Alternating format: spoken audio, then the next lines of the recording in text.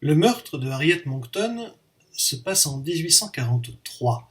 À cette époque-là, la police judiciaire est complètement embryonnaire. Il y a quelques inspecteurs à Londres même, mais c'est tout. Et lorsqu'une mort est suspecte, il n'y a pas d'inspecteur Colombo, de commissaire Maigret, il n'y a même pas encore de Sherlock Holmes pour venir s'en occuper. Et donc le coroner, le représentant de la couronne, vient dans une salle publique, un restaurant, un bar, un hospice, devant un jury, interroger publiquement, devant tout le village réuni, toutes les personnes, tous les témoins, il leur fait déballer toutes leurs petites histoires et bien entendu, dans la salle, tout le village se régale. Écoutons un peu ce que ça peut donner.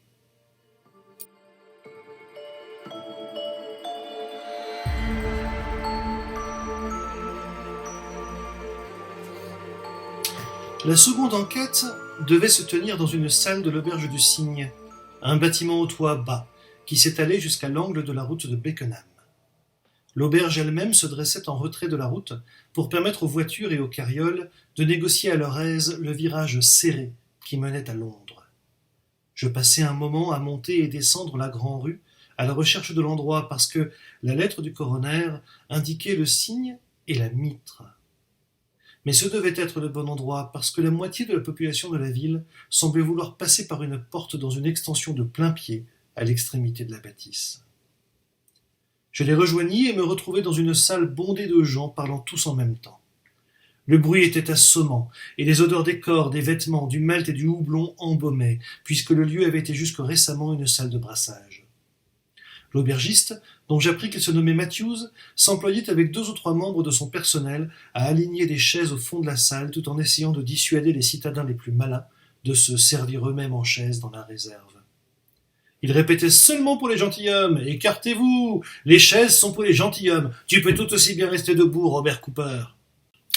L'assistant du coroner, un jeune homme au teint pâle et aux joues rosies par sa propre importance, dirigeait les opérations derrière une table sur l'avant.